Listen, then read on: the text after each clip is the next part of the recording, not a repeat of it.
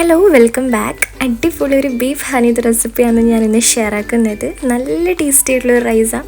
ഇതിൻ്റെ ഓരോ അരിയിലും മൊത്തം ഫ്ലേവർ ഉണ്ടാവും കേട്ടോ. ഈ റൈസിൽ അടിപൊളിയാണ്. മന്തിയും കബ്സയെല്ലാം കഴിച്ച് മടുത്തവർക്ക് പറ്റിയ ഓപ്ഷനാണ്.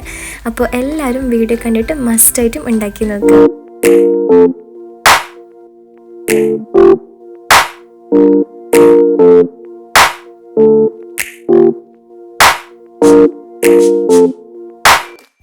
ഹനീത് ഉണ്ടാക്കുമ്പം ഫസ്റ്റ് സ്റ്റെപ്പ് ഹനീത് മസാല പ്രിപ്പയർ ചെയ്യலாம்.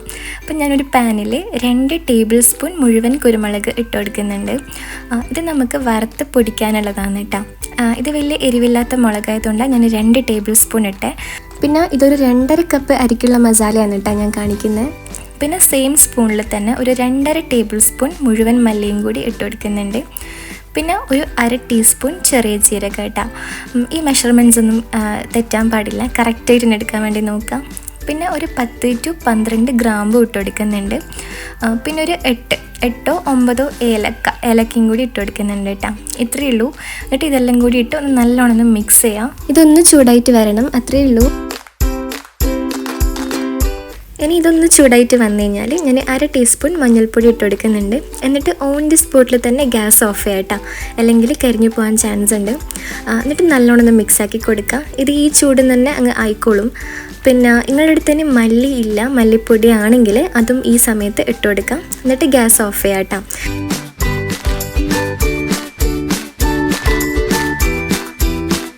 ഇനി ഇതൊന്ന് ചൂടാറിക്കഴിഞ്ഞാൽ ഒരു മിക്സിൻ്റെ ജാറിലിട്ടിട്ട് ഒന്ന് പൊടിച്ചെടുക്കാം. ഇതാണ് നമ്മളെ ഫസ്റ്റത്തെ സ്റ്റെപ്പ്. അങ്ങനെ മസാല റെഡിയാക്കി വെച്ച് ഇനി നമുക്ക് ബീഫ് വേവിച്ചെടുക്കാം.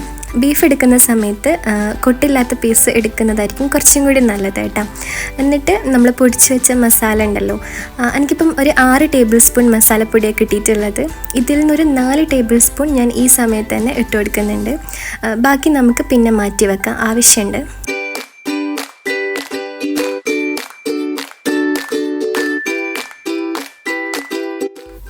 ഞാൻ ഇത്ര മസാലപ്പൊടിയാണ് ബാക്കി വെച്ചിട്ടുള്ളത്.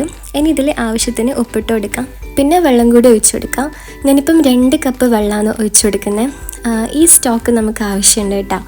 നമ്മൾ ഈ സ്റ്റോക്കിലാണ് നമ്മൾ റൈസ് കുക്ക് ചെയ്തെടുക്കുന്നത്. ഇനിയിത് ഹൈ ഫ്ലെയിമിൽ ഒരു 10 to 12 വിസിൽ വരെ ഒന്ന് വേവിച്ചെടുക്കാം. ബീഫ് നല്ലോണം കുക്കായിട്ട് വരണം. ഈ സ്റ്റോക്കും ഈ ബീഫും എന്നിട്ടൊന്ന് സെപ്പറേറ്റ് ചെയ്ത് വെക്കാം. നമുക്ക് ഈ ബീഫ് മാറ്റിയിട്ടൊന്ന് ഫ്രൈ ആക്കി എടുക്കാനുണ്ട്. ജസ്റ്റ് ഒന്ന് ഷാലോ ഫ്രൈ ചെയ്തെടുത്താൽ മതി. ഒരു പാനിൽ ഓയിൽ ഒഴിച്ചിട്ട് നമ്മൾ വേവിച്ച ബീഫ് മാത്രം ഇട്ടിട്ട് ഒന്ന് ഫ്രൈ ആക്കി എടുക്കാം. പിന്നെ എരിവിന് വേണ്ടിയിട്ട് ഞാനൊരു 2-3 ടീസ്പൂൺ കുരുമുളക് നമ്മളെ എരിവിനനുസരിച്ചിട്ട് ഇട്ട് കൊടുക്കാം കേട്ടോ. എന്നിട്ട് ഒന്ന് മുരിയിച്ചെടുക്കുക, അത്രയേ ഉള്ളൂ. ഇനി അത് മാറ്റി വെക്കാം. ഇനി ഞാൻ കുറച്ച് വെജീസ് കട്ടാക്കി വെച്ചിന്. ഒരു മീഡിയം സൈസ് ഉള്ളിയും, ഒരു മീഡിയം സൈസ് തക്കാളിയും, ഒരു മീഡിയം സൈസ് ക്യാപ്സിക്കം. ഇത് 3 നല്ല പൊടിയായിട്ട് തന്നെ കട്ടാക്കി എടുക്കാൻ വേണ്ടി നോക്കണം. ഇതൊന്നും നമ്മുടെ റൈസിൽ കാണാൻ പാടില്ല, നല്ലോണം ഉടഞ്ഞു കിട്ടണം. ഇനി നമുക്ക് റൈസ് പ്രിപ്പയർ ചെയ്യാം. ഒരു ബിരിയാണി പോട്ടിൽ ഞാൻ കുറച്ച് ഓയിൽ ഒഴിച്ചെടുക്കുന്നുണ്ട്. എന്നിട്ട് നമുക്ക് എത്രയാണോ സ്പൈസസ് വേണ്ടത് അതിട്ട് കൊടുക്കാം. ഞാനിപ്പം കുറച്ച് ഇട്ട് കൊടുക്കുന്നുള്ളൂ, നമുക്ക് അത്ര സ്പൈസസ് ഇഷ്ടമില്ല, അതുകൊണ്ടാണ്.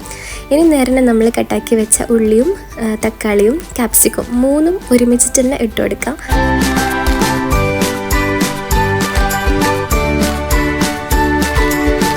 ഇത് അടച്ച് വെച്ചിട്ട് കുക്കാക്കി എടുക്കണം കേട്ടോ. നല്ലോണം സോഫ്റ്റായിട്ട് വന്നു കഴിഞ്ഞാൽ നമ്മൾ നേരത്തെ മാറ്റി വെച്ച മസാലപ്പൊടി ഉണ്ടല്ലോ, അത് ഞാൻ ഈ സമയത്ത് ഫുള്ളായിട്ട് ഇട്ട് കൊടുക്കുന്നുണ്ട്. ഒരു 2 ടേബിൾ സ്പൂൺ ഉണ്ടായിരുന്നു. എന്നിട്ട് ഇത് വീണ്ടും നല്ലോണം മിക്സാക്കി കൊടുക്കാം. ഇത് ശരിക്കും ഉടഞ്ഞു കിട്ടണം കേട്ടോ. ഈ ഒരു റൈസ് ശരിക്കും മന്തിയെല്ലാം പോലെ തന്നെയാണ്. നമ്മൾ അതിൽ ഉള്ളിയൊന്നും കാണൂലല്ലോ, അതേപോലെ ഈ റൈസിലും ഉള്ളിയൊന്നും കാണാൻ പാടില്ല, നല്ലോണം ഉടഞ്ഞു വരണം. ഇനി ഇത് ഓൾമോസ്റ്റ് ഫുള്ളായിട്ടൊന്ന് വെന്ത് കഴിഞ്ഞാൽ നമ്മൾ നേരത്തെ മാറ്റി വെച്ച ബീഫ് സ്റ്റോക്ക് ഞാൻ ഒഴിച്ചു കൊടുക്കുന്നുണ്ട്. ഇത് അളന്നിട്ട് വേണം കേട്ടോ ഒഴിച്ചു കൊടുക്കാൻ. ഞാൻ ഈ ഒരു കപ്പിൽ 2.5 കപ്പ് അരിയാണ് എടുത്ത് വെച്ചിട്ടുള്ളത്. അങ്ങനെയാകുമ്പോൾ ഞാനിപ്പം 2 കപ്പ് ബീഫ് സ്റ്റോക്കും 2 കപ്പ് വെള്ളമാണ് ഒഴിച്ചു കൊടുത്തിട്ടുള്ളത്. 1 കപ്പ് അരിക്ക് 1.5 കപ്പ് വെള്ളം എന്നുള്ള റേഷ്യോയിലാണ് എടുക്കേണ്ടത്. പിന്നെ 2 ബീഫ് സ്റ്റോക്കും കൂടി ഞാൻ ഇട്ട് കൊടുക്കുന്നുണ്ട്. ഇത് മസ്റ്റായിട്ട് തന്നെ ഇട്ട് കൊടുക്കുക. ഇതെന്തായാലും ഹനീത്തിൽ ആവശ്യമുണ്ട് കേട്ടോ. എന്നിട്ട് നല്ലോണം ഒന്ന് മിക്സ് ചെയ്യാം. ഇതൊന്ന് മിക്സായിട്ട് വന്നു കഴിഞ്ഞാൽ ഞാൻ ഈ സമയത്ത് തന്നെ നമ്മൾ കഴുകി ഊറ്റി വെച്ചിരിക്കുന്ന അരിയും കൂടി ഇട്ട് കൊടുക്കുന്നുണ്ട്.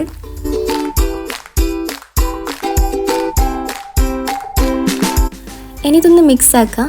പിന്നെ ഉപ്പ് വേണമെന്നുണ്ടെങ്കിൽ ഈ സമയത്ത് ഇട്ട് കൊടുക്കാം. എനിക്ക് ബീഫ് സ്റ്റോക്ക് ഇട്ടതുകൊണ്ട് എനിക്ക് ഉപ്പ് ആവശ്യമായിട്ട് വന്നിട്ടില്ല. അപ്പം നിങ്ങൾക്ക് വേണമെന്നുണ്ടെങ്കിൽ ഈ സമയത്ത് നോക്കിയിട്ട് ഇട്ട് കൊടുക്കാം. അതേപോലെ നമ്മളെ ഉണക്ക നാരങ്ങ ഉണ്ടല്ലോ, അതും ഈ സമയത്ത് ഇട്ട് കൊടുക്കണം. എൻ്റെ കയ്യിലുണ്ടായിട്ടില്ല, എനിക്ക് ഇവിടുന്ന് കിട്ടിയിട്ടില്ല കേട്ടോ.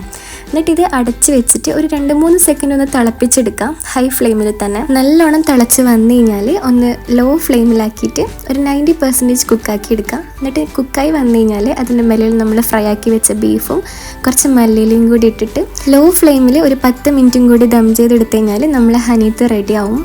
നല്ല അടിപൊളി റൈസാണ് കേട്ടോ ഇത്, ശരിക്കും നല്ല ടേസ്റ്റാണ്. നമ്മളെ ബീഫിൻ്റെ ഫുൾ ഫ്ലേവറും പിന്നെ ഓരോ റൈസിലും ഇതിൻ്റെ ഫുൾ ഫ്ലേവറും ഉണ്ടാവും, അടിപൊളി ടേസ്റ്റാണ്. അപ്പോൾ എന്തായാലും ഉണ്ടാക്കി നോക്കുക, മസ്റ്റ് ട്രൈ ആണ്, എല്ലാവർക്കും ഇഷ്ടമാവും, ഉറപ്പായിട്ടും ഇഷ്ടമാവും. ഇത് പെർഫെക്റ്റ് റെസിപ്പിയാണ് കേട്ടോ. ഞാൻ പറഞ്ഞ മെഷർമെൻറ്റ്സ് എല്ലാം കറക്റ്റായിട്ട് എടുത്തു കഴിഞ്ഞാൽ നല്ല പെർഫെക്റ്റ് ഹണി തന്നെ ഉണ്ടാക്കിയെടുക്കാൻ പറ്റും. ഇനി മന്തിയും കബ്സയെല്ലാം കഴിച്ച് മടുത്ത ആൾക്കാർക്ക് ഇത് പറ്റിയ ഓപ്ഷനാണ്. അപ്പോൾ എന്തായാലും ഉണ്ടാക്കി നോക്കുക.